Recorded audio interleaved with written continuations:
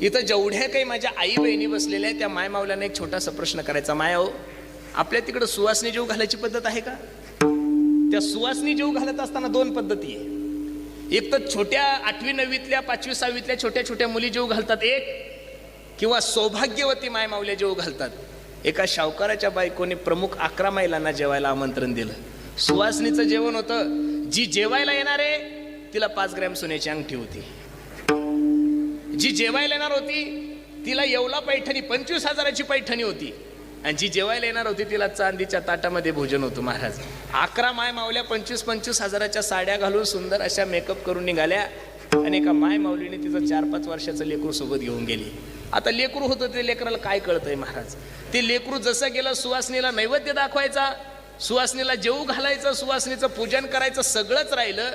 आणि ते लेकरू जसं गेलं तसं गुलाबजामच्या टोपल्यामध्ये हात घातलं, त्यातले 2 गुलाबजाम काढले तोंडात घातले. राग आला त्या सावकाराच्या बायकोला. सुवासनीचं पूजन राहिलंय, सुवासनीला नैवेद्य दाखवायचं आहे, सुवासनीचं जेवण राहिलं आणि ह्या लेकराने 2 गुलाबजाम करून ते सगळे गुलाबजाम उष्ट केले. त्या लेकराच्या हाताला धरलं, 2 त्याच्या थोबाडीत मारल्या आणि त्या लेकराला घराच्या बाहेर काढून दिलं. मायमा, मला एक प्रश्न विचारायचा इथं बसणाऱ्या माया. 9 महिने 9 दिवस एखाद्या माय माऊलीने एखादं लेकरू गर्भात वागवावं, तळ हाताच्या फोडासारखं जपावं, त्याला अमृताहीपेक्षा पवित्र दूध पाजावं. आणि त्या सोन्यासारख्या लेकराला जर 2 गुलाबजामसाठी एखादी शावकाराची बायको बोलत असेल, मारत असेल, तर खरं सांगा माया हो, त्याची माय त्याच्या घरी जेवण करेल का हो? ती म्हणाली अंगठी, अरे तुला ते चांदीचं दाट तुलाच ठेवून, ती ही जी साडी आहे ना तिला शेकुटीकरण शेकत बाईस, तुझ्या साडीशी घेण देण नाही ना अंगठीशी घेण देण नाही. अगं पांडुरंगाला नवस करून मला सोन्यासारखं लेकरू झाले 8 वर्षाने, आणि 2 गुलाबजामसाठी तू माझ्या लेकराच्या गालात मारती. ताटावर लात मारून ती माय माऊली निघून जाईल. याच्या पलीकडे दुसरं उदाहरण देतो तुम्हाला. एक माय माऊली आपल्या लेकराला घेऊन गेली जेवण्यासाठी. आता ते 5 वर्षाचं गोंडस लेकरू पाहिल्यानंतर त्या शावकाराच्या बायकोने यांचं पूजन नाही केलं, यांना पाणी नाही विचारलं, चहा नाही, काहीच नाही.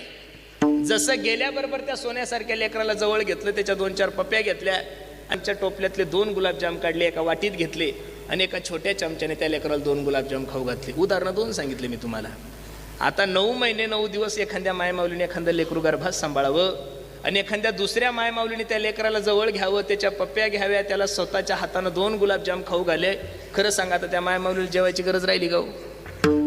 पोरग जेवलं की जसं त्या आईचं पोट भरतं हा संसार आहे, तसा साधूचा उत्सव केला की देवाचं पोट भरतं हा परमार्थ आहे. गाड्याला